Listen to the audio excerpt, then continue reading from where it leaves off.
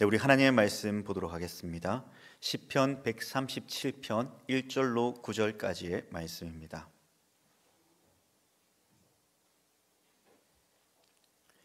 시편 137편 1절로 9절까지의 말씀입니다.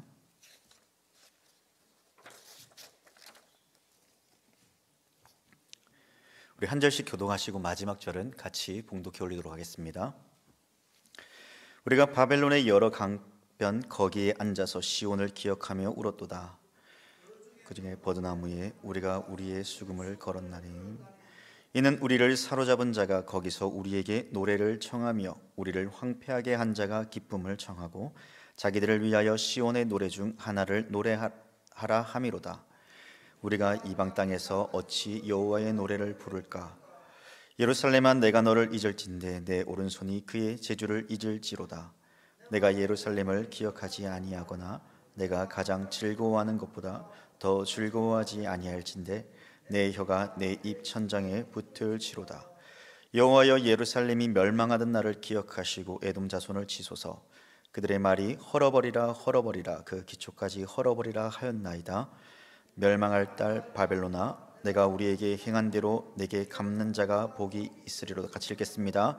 내 어린 것들을 바위에 메어치는 자는 복이 있으리로다. 아멘. 네, 말씀 전 광고 좀 하도록 하겠습니다. 이번 주일 학습 세례 입교식과 문답식이 있습니다. 그리고 5.25 새생명 전도 축제 미션 캠페인을 계속 진행하고 있습니다. 1주차, 2주차는 우리 태신자를 품고 기도하는 그러한 시간들입니다. 전도하실 분들을 위하여서 특별히 나의 가까운 가족, 친척, 이웃, 그리고 나의 친구들을 위해서, 직장 동료들을 위해서 기도하면서 마음을 품고 셋째 주에, 넷째 주에 우리가 태신자 작정을 할 텐데 그때 기도한 마음들을 굳건히 세우셔서 작정할 수 있기를 부탁드립니다. 우리 특별히 내일 결혼식이 있습니다. 박성현 성도 구현옥 집사님의 차녀 박상희 양의 결혼식이 오전 11시 농심 호텔 야외 정원에 있으니 기억하시고 많이 축하 바랍니다. 네, 오늘은 특별히 시편 137편 1절과 9절 말씀을 통해서 이 슬픔과 비탄 가운데 하나님은 이라는 제목으로 함께 말씀을 나누려고 합니다. 오늘 저는 시편 137편을 이 한 줄로 내용을 요약한다면 이렇게 말하고 싶습니다. 슬픔과 비탄 속에서도 하나님은 당신의 거룩한 백성들을 회복하게 하십니다. 우리가 읽은 시편 137편은 이 나라를 찬탈당하고 조롱당하며 살아가는 이스라엘의 아픔을 담고 있습니다. 나라를 빼앗긴 고통을 경험해본 사람들이라면 이 시의 의미와 담긴 마음을 잘 알 것입니다. 게다가 시편 137편을 통해 빼앗긴 나라가 다시 돌아오며 회복되길 바라는 우리나라 시인의 대표 중인 한 명인 이상화 씨의 이 빼앗긴 들에도 봄은 오는가를 생각나게도 하는 그러한 시입니다. 특별히 이 시는 조국 땅을 빼앗긴 서름에 북받쳐 거의 정신을 잃고 넓은 들을 혼자 중얼중얼거리며 헤매는 한 사람의 마음을 담고 있습니다. 총 11년으로 이루어진 시 속에 1년과 11년에 자신의 생각과 마음을 담아두고 있죠. 1년에는 빼앗긴 들에도 봄은 오는가에 대한 질문을 하였다면 11년에서는 그 질문에 대한 절망적 결말을 내죠. 그러나 지금은 들을 빼앗겨 봄조차 빼앗기겠네. 그럼에도 시인은 희망을 담고 있는 이 봄이라는 단어를 통해서 그 해방이 찾아오길 소망하는 것을 보게 됩니다. 이러한 유사점은 우리가 읽었던 시편 137편에도 동일하게 나타나고 있죠. 보통 우리가 성전에 올라가는 이 시편의 노래들은 이 시간과 장소, 이 배경에 대한 정확한 정보를 주지 않는 경우들이 많습니다. 하지만 137편에 나타난 이 시는 시간과 장소 그리고 사건에 대한 이야기들을 잘 표현하고 있는 것을 보게 되죠. 그 시간과 배경은 이 바벨론 포로 시기이며 사건은 포로 생활을 하는 가운데 그들이 느꼈던 고통과 슬픔, 비탄을 노래하고 있다라는 것입니다. 이상한 시인의 시인처럼 본 시에도 이 시편 안에도 시인의 마음을 곳곳에 담아내고 있는 것을 알게 됩니다. 대표적으로 몇 가지를 말해본다면요, 1절에서는 시온을 기억하며 울었다라고 시인은 고백하고 2절에서는 수금이라는 악기를 버드나무에 걸었다고 합니다. 4절에서는 이방 땅 이방 사람 앞에서 어찌 사람을 즐겁게 하기 위해 내가 여호와의 노래를 부르겠느냐라고 이야기합니다. 그러나 우리는 이 시편을, 특별히 137편을 읽을 때 비록 슬픔과 비탄 속에 살아가고 있는 이스라엘의 백성의 모습이 너무나 안타깝고 마음이 쓰린 것 같지만은, 그러나 우리가 놓치지 말아야 될 핵심 하나가 있습니다. 그 포인트 하나가 있다는 것입니다. 바로 좀 더 근원적인 이유, 다시 말해서 왜 이들이 바벨론에서 이렇게 포로 생활을 하며 사람들에게 무시를 당하고 있느냐라는 것입니다. 왜 그들이 슬픔과 비탄 속에 빠져 있는가라는 이 질문이 전제가 되어야 됩니다. 결론적으로 왜 그들이 이러한 슬픔과 비탄 속에 빠져 있습니까? 이스라엘이 하나님의 말씀에 불순종하였기 때문입니다. 그러면 본문을 통해 시인은 우리에게 무엇을 교훈하고자 합니까? 슬픔과 비탄 속에 빠지지 않기 위해 너희는 어떻게 살아가야 되는가를 생각해 보라는 것입니다. 그리고 슬픔과 비탄에 잠겨 살아가고 있는 그 현실 앞에 그럼에도 불구하고 하나님께서는 그들의 길을 선하게 인도하셨던 것처럼 너의 길 또한 내가 선하게 인도하여 주실 것이다 라는 이 믿음의 고백을 잃지 말라는 것입니다. 그러면 이러한 인도를 어떻게 해 나가신다라고 우리 하나님은 말씀하십니까? 바로 오늘 본문의 마지막 절이었던 이 9절에서도 말했던 것처럼 바벨론이 행한 대로 갚을 것이다 라고 시인은 고백하고 있음을 통하여서 하나님께서는 우리를 선한 길로, 하나님의 도우심의 손길이 우리를 향해 있다는 것을 바라보게 하여 주고 있습니다. 이 성전에 올라가는 노래의 시편을 읽어보면 이 시온과 예루살렘이 어떠한 곳인지 여러분 한번 시편 120편과 133편을 시간이 있다면 여러분들이 집에 가셔서 한번 읽어보시길 바랍니다. 여기서 나오는 시온과 예루살렘은요, 하나님께서 거하시는 장소이자 산들로 빽빽히 둘러싸여 있는 천의 요새입니다. 대적들이 함부로 예루살렘 성전에 쳐들어올 수 없는 그러한 아주 요충지의 요새였습니다. 그래서 쉽게 무너지지 않을 것이다 라는 이러한 인상을 받기 쉽습니다. 한 예를 들면요, 시편 125편 2절에서는 산들이 예루살렘을 두림과 같이 여호와께서 그의 백성을 지금부터 영원까지 두르신다라고 말씀합니다. 그리고 128편 5절에서는 여호와께서 시온에서 내게 복을 주실지어다, 너는 평생의 여호와의 번영을 볼 것이다라고 합니다.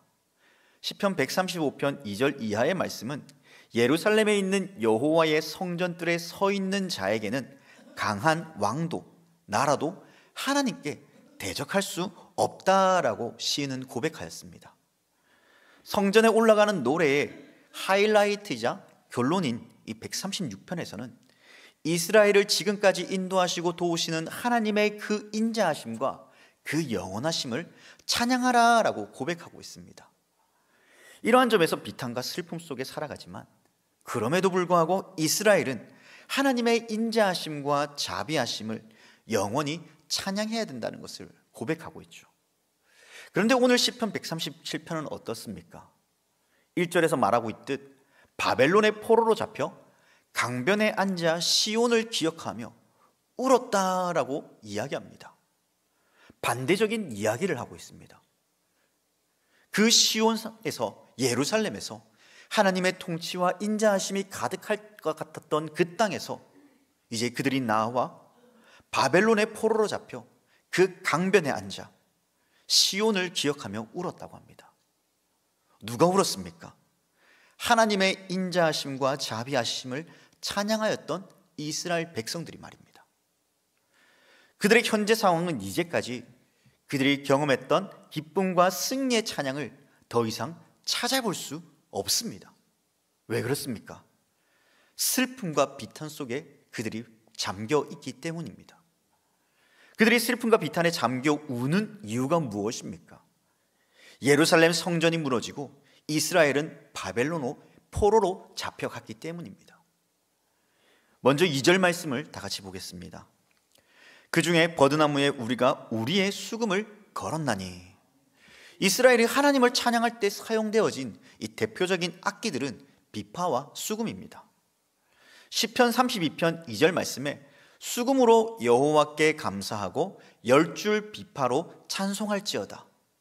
81편 2절에서는 시를 읊으며 소고를 치고 아름다운 수금에 비파를 아우를지어다 라고 이야기합니다.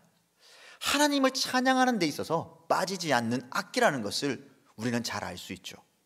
그런데 2절에서 수금을 어떻게 했다고 이야기합니까? 버드나무에 걸었다고 말합니다. 하나님을 찬양하며 살아가야 될 그 백성들이 수금을 버드나무에 걸 만큼, 그들이 노래를 멈출 만큼 크나큰 어려움과 그 비탄과 슬픔 속에 잠겨 있었다는 것이죠. 사람들이요, 이 찬양을 굉장히 좋아합니다. 우리가 찬양을 운전을 하면서 듣기도 하고 또 찬양을 흥얼거리며 걸어갈 때도 있죠. 그런데 막상 여러분, 어려운 상황이 닥쳤을 때에 우리의 입술에서 찬양이 나오던가요? 어떻습니까? 아마 어려움과 슬픔에 잠겨 있을 때 찬양은 우리에게 쉽게 나오지 않을 것입니다. 이스라엘 또한 극한 상황에 처해 있고 슬픔과 비탄 속에 빠져 있음을 통하여서 하나님을 찬양할 만한 그 기쁨이 그들 가운데 없었습니다. 이러한 점에서 이스라엘 또한 수금을 나무에 걸 만큼 어려움이 있었다는 것을 성경은 우리에게 가르쳐주고 있죠. 그렇다면 그 어려움이 무엇이겠습니까? 3절과 4절 말씀입니다. 이는 우리를 사로잡은 자가 거기서 우리에게 노래를 청하며 우리를 황폐하게 한 자가 기쁨을 청하고 자기들을 위하여 시온의 노래 중 하나를 노래하라 하미로다. 우리가 이방 땅에서 어찌 여호와의 노래를 부를까? 그들이 수금을 나무에 건 이유가 오늘 본문에서 등장하고 있습니다. 이스라엘을 사로잡은 자들이 자신들을 위해 노래를 하라는 것입니다. 그것도 어떤 노래입니까? 시온의 노래 중 하나를 노래하라고 합니다. 이 말씀의 본 배경은 우리가 잘 알지만 이 바벨론 사람들이 전쟁을 통해 이스라엘에게 승리를 했습니다. 그런데 고대 사회에서의 전쟁은요, 이 사람과 사람의 전쟁이 아니라 신과 신의 전쟁입니다. 그래서 전쟁에서 패한 나라는 강한 나라의 신을 섬겨야 되는 그런 어처구니 없는 그런 일들이 발생했죠. 사무엘상 5장에 보면 그 대표적인 예가 나옵니다. 블레셋 사람들이 이스라엘에게 승리하고 난 후 하나님의 궤를 빼앗아 어디에 둡니까? 다곤 신전에 둡니다. 그렇게 한 이유는 다곤이 여호와 하나님을 이겼기 때문에 그 발 앞에 엎드려 경배하라라는 이 상징적 의미를 가지고 다곤 신전에 하나님의 궤를 두었죠. 마찬가지로 바벨론의 승리와 기쁨을 위하여 이들은 시온의 노래, 하나를 노래하라는 것은 너희가 믿는 하나님, 너희가 그토록 노래하는 그 하나님의 위대하심을 너희가 그렇게 노래했지만 봐라, 바벨론의 신에 너희 하나님을 이겼다. 그러므로 너희는 그 패한 하나님을 너희는 노래하면서 위대한 바벨론의 신을 찬양하라는 것입니다. 말 그대로 조롱과 비판과 그 아픔을 이스라엘 백성들에게 안겨주고 있다라는 사실입니다. 이스라엘에게 있어서 시온의 노래란 하나님께서 이스라엘에게 베풀어 주신 은혜와 기쁨을 노래한 것입니다. 오직 하나님만을 위한 찬양이었죠.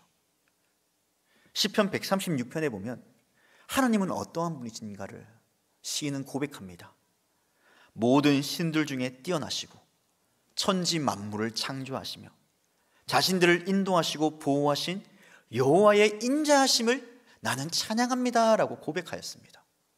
그것이 하나님을 향한 그들의 신앙의 고백이었고 감사의 제목들이었고 하나님의 위대하심과 전능하심을 그들은 노래할 만한 그 이유가 충분히 담겨 있었던 것입니다. 그런데 바벨론 사람들은 하나님만을 위한 찬양을 누구를 위해서 하라고 합니까? 바벨론 사람들을 위해서 하라는 것입니다. 이러한 노래를 시키는 이유가 무엇입니까? 그들로 하여금 너희가 믿는 하나님은 바벨론 사람들이 믿고 의지하는 신들보다 약하다. 그러니 하나님을 조롱하며 하나님을 찬양하라고 합니다. 그러면 너희 하나님이 너희를 구해 주겠느냐라는 것입니다. 스스로 너희 하나님이 얼마나 나약한가를 노래하라는 것이죠. 그리고 그 하나님을 그들의 취미와 즐거움을 위한 노래로 전락시켜 버린 것입니다. 이미 우리는 신앙의 선배들이 일제 강점기에 겪었던 이 수모와 아픔들을 너무나 잘 알고 있습니다. 그분들은 신앙을 지키기 위해 자신의 생명을 아까워하지 않았죠. 한 예로 손영환 목사님은 신사참배를 거부함으로 감옥에 갇힙니다. 그곳에서도 여전히 신사참배를 강요당하죠. 옥중에서는 천황이 살고 있는 일본 도교를 향해 절하는 동방요배라는 것이 존재했는데 동방요배를 하라는 그러한 강요도 받기도 했습니다. 어찌되었든 중요한 것은 손 목사님은 일본 재판정에서도 천황이 사람이지 신이 아니다라고 고백하였습니다. 참된 신은 오직 여호와 하나님밖에 없다라고 선포하였습니다. 온갖 고문을 당하며 그 신앙을 지켜 나아갔죠. 제가 말씀드리고 싶은 것은 이스라엘도 그러했고 신앙의 선배들도 이러한 신앙을 지켜 나아가기 위해 하나님의 이름을 욕되게 하지 않았다라는 것입니다. 손 목사님은 신사참배나 동방요배를 거부하였고 하나님만이 참된 신이다라고 고백하였다면 오늘을 살아가는 우리들에게 있어서 또 이스라엘 백성들이 하나님을 모욕하는 그들을 향해 노래하지 않고 수금을 버드나무에 걸 만큼 나는 끝까지 내 신앙을 지키겠노라 라는 이러한 믿음의 고백을 드렸던 것처럼 오늘 우리에게 비탄과 슬픔 속에 살아가는 우리들에게 있어서는 하나님은 어떠한 분이십니까? 여러분들에게 그 슬픔 속에 잠겨있는 내 아픔과 고통을 알아주지 않는 그 하나님을 향해 여러분들은 어떻게 고백하며 살아가고 계십니까? 비록 포로로 잡혔지만 이방 땅에서 이스라엘은 어찌 여호와의 노래를 부르지 않겠다라고 합니다. 하나님의 이름을 망령되이 일컫지 않겠다라고 고백합니다. 비록 그들이 죄 가운데 이러한 포로로 잡혀 하나님의 진노와 심판을 받고 있는 가운데 있지만 그럼에도 그들은 하나님의 인도하심을 기대하고 하나님의 전능하심을 찬양하고 있습니다. 이 사실을 어떻게 알 수 있습니까? 4절 말씀입니다. 우리가 이방 땅에서 어찌 여호와의 노래를 부를까? 자세히 보면 부정적 의미를 담고 있는 단어 하나가 등장하는데 바로 이방 땅입니다.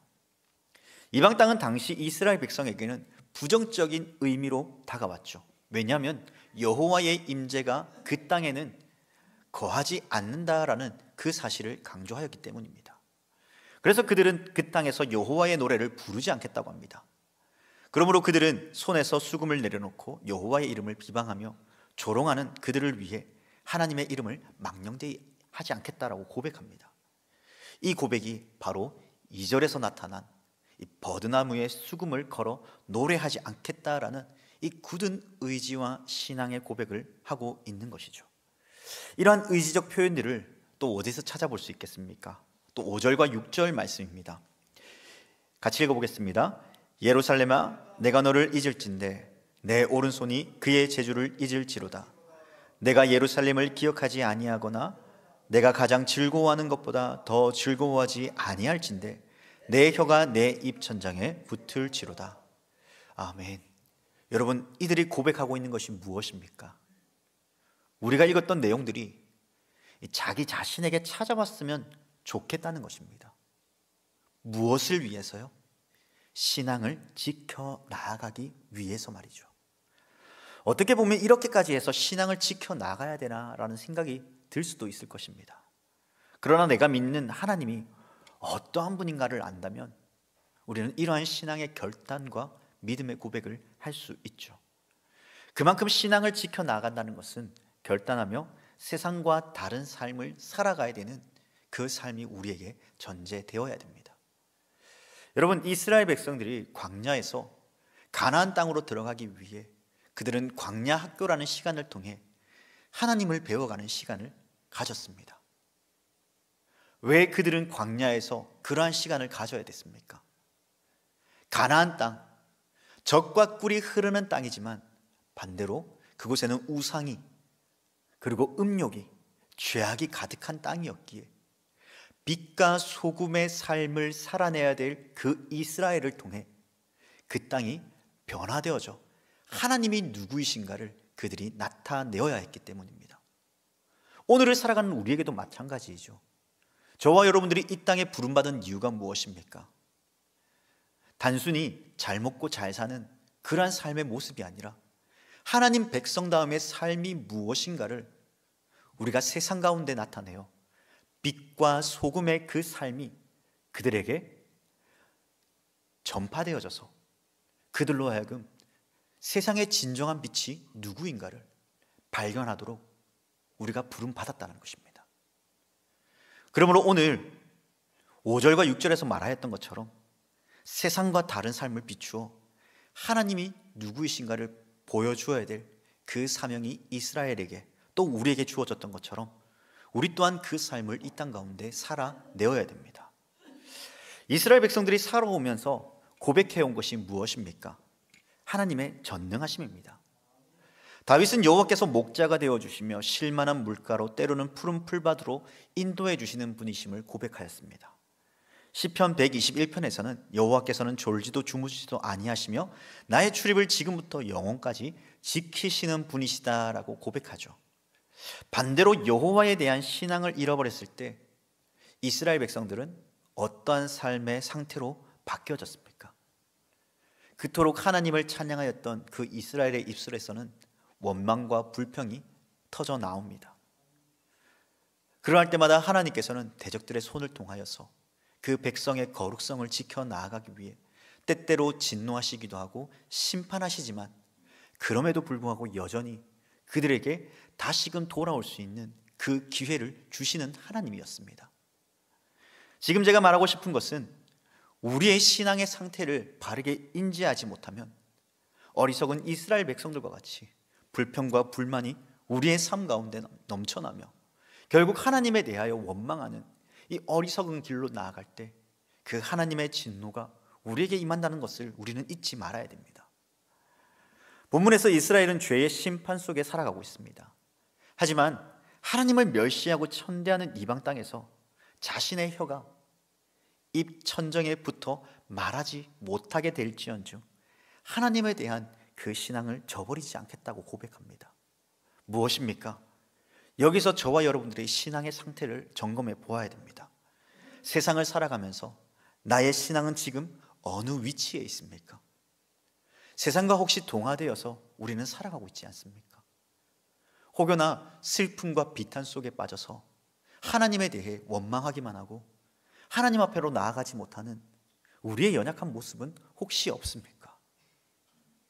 오늘 우리는 이 시편 말씀을 통해 우리는 다시 비록 슬픔 가운데 때때로 하나님의 진노 속에 죄악 속에 살아간다 할지라도 다시 우리 자신을 돌이키며 하나님에 대한 철저한 신뢰와 믿음을 그리고 하나님의 역사하시는 그 도우심의 손길을 우리가 기억하면서 거기에 넘어지기보다 거기에 생각이 매몰되어지기보다 비록 슬픔 속에서 아무것도 인도해 주지 않는 그러한 어둠 속에 적막한 가운데 있다 할지라도 하나님께서 나를 이끌어 주실 것이야, 나를 빛으로 인도해 주실 것이야 라는 이러한 담대한 신앙과 믿음을 소유할 수 있기를 바랍니다. 혹시나 제 말을 오해해서 그러면 내가 속한 환경들이 나의 신앙을 지키지 못하게 한다면 나는 나의 직업을 혹시 버려야 되는가? 하나님 앞에 거룩하게 살아가기 위해서 교회에만 나와서 하나님의 말씀을 듣고 기도하며 살아가야 되는가? 라고 생각할 수 있는 분들도 있을 것입니다. 제가 여러분들에게 말씀드리고 싶은 것은 내가 어떠한 환경 속에 있든지 내가 처한 환경 속에서도 하나님을 어떻게 해서든 신뢰할 수 있는 그러한 믿음을 잃어버리지 말라는 것입니다. 여러분, 사람마다 처한 환경과 생활의 패턴은 너무나 다릅니다. 우리에게 주신 직업, 그 가정, 하나님께서 우리에게 주신 것들입니다. 오히려 우리에게 축복이죠. 그렇기에 내가 속한 그 환경 속에서 내가 하나님을 신뢰하며 살아갈 수 있는가를 신뢰하며 살아가야겠다라는 그러한 믿음의 고백을 함께 하자라는 것입니다. 이스라엘은 하나님의 이름을 더럽히지 않도록 이 수금을 버드나무에 걸었습니다. 어찌 보면 버드나무에 걸었다는 것은 바벨론의 포로로 잡혀있는 그들에게 너희가 지금 나의 명령을, 내 뜻을 듣지 않으면 죽을 위기에 처해 있는 그 환경 속에도 충분히 놓여 있다라는 사실입니다. 그럼에도 불구하고 자신의 생명이 빼앗긴다 할지라도 하나님의 영광을 가려주지 않겠다라고 고백합니다. 슬픔과 비탄 속에 하나님께서 우리를 내버려 두시지 않을 것이다 라는 그러한 신뢰와 그 믿음이 있었기 때문입니다. 그것을 어떻게 알 수 있겠습니까? 오늘 7절과 9절 말씀을 통해 그 사실을 알 수 있습니다. 그런데 이 내용을 이 글자 그대로 읽으면 마치 이스라엘이 가감없이 말하는 모든 것들이 좀 불쾌해 보이고 진짜 하나님의 백성이 맞나? 이러한 말을 할 수 있을지도 모르겠습니다. 그러나 이스라엘이 이렇게 말한 배경을 알면 이 137편의 표현을 이해할 수 있게 됩니다. 이스라엘은 지금 누구의 포로로 잡혀 있습니까? 바벨론의 포로로 잡혀 있습니다. 포로가 되었다는 것은 전쟁을 통해 이스라엘이 패했다는 사실을 전제로 말해주고 있죠.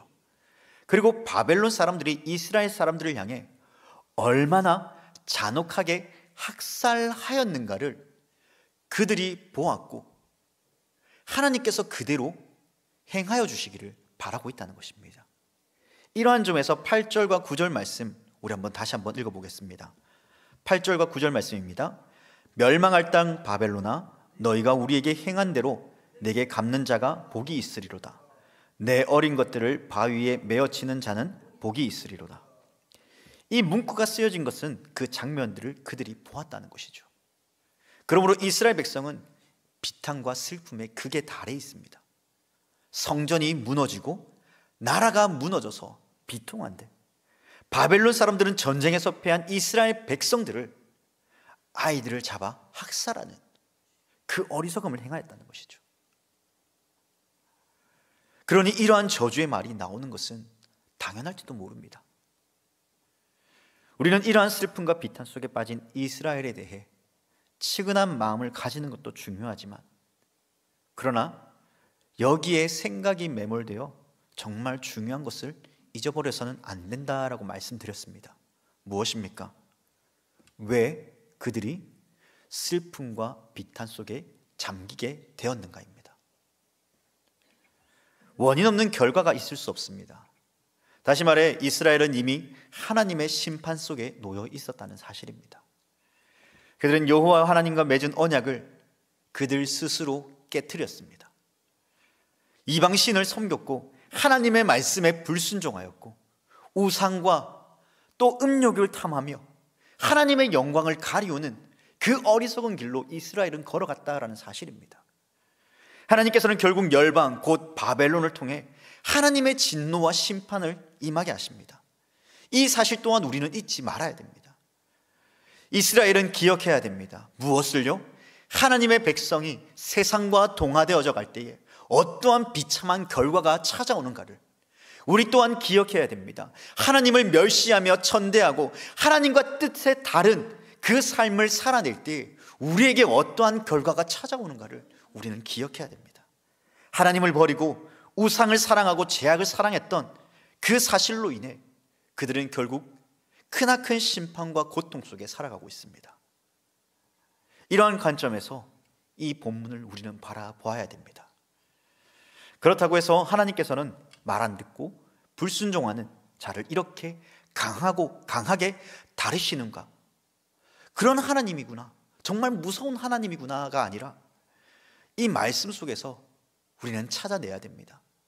하나님의 말씀에 순종하는 삶이 얼마나 중요하고 그 삶을 살아낼 때에 하나님께서는 어떠한 길로 인도해 가시는가를 말이죠. 비록 죄악 속에 우리가 넘어지고 쓰러진다 할지라도 그럼에도 하나님은 우리를 어떻게 하십니까? 그 슬픔과 죄악에 머물게 하시는 것이 아니라 우리를 건져내시는 하나님이십니다. 대적하고 괴롭히는 나라들, 하나님의 공의로 그들을 심판하며 그들을 다스리신다라는 이 사실을 오늘 본문을 통해 우리는 잊지 말아야 됩니다. 그러나 이 속에서 전제하는 것이 무엇입니까? 바로 우리의 죄악으로 인하여 이 결과가 찾아왔을지라도 다시 그 죄악 속에 거하지 않는 그 삶, 회개하며 다시 하나님을 신뢰하는 그 믿음이 회복되어져야 한다라는 사실입니다. 말씀을 정리하겠습니다. 오늘 시편 137편 말씀을 통해 이 시인은 슬픔과 비탄 속에서도 하나님은 당신의 거룩한 백성들을 회복하게 하실 것이다 라는 이 믿음의 고백을 오늘 올려드리고 있습니다. 그리할 때 하나님께서는 내가 당하는 모든 수치와 슬픔, 비탄을 회복하게 하시고 갚아주실 것이다 라고 말씀합니다. 하나님께서는 우리의 슬픔과 비탄에 때때로 두는 것은 우리의 믿음이 더욱 훈련되어지고 단단해져 가도록 하게 하기 위한 하나님의 훈련입니다. 이러한 시간을 통해 나로 하여금 하나님과 더욱 친밀한 교제와 또 기도와 나눔을 가지게 하시죠. 그 속에서 하나님의 놀라운 은혜를 경험하게 하십니다. 왜 그렇습니까? 하나님께서는 당신의 이름을 멸시하고 당신의 백성들을 괴롭게 하는 자들을 내버려 두는 하나님이 아니라 오히려 그 모든 것을 회복해 하시며 다시 왕의 아들로서 그 자리를 우리로 하여금 회복해 하심을 통해 우리를 향해 비탄과 슬픔 속에 빠지게 하였던 그들, 우리의 대적들을 향해 하나님의 통치와 하나님의 역사하심이 얼마나 위대한가를 보게 하여 주시는 하나님이시기 때문입니다. 그러므로 우리 모두 하나님을 향한 신실한 믿음과 소망을 가지는 우리 모든 성도님들이 되기를 주님의 이름으로 간절히 부탁드립니다.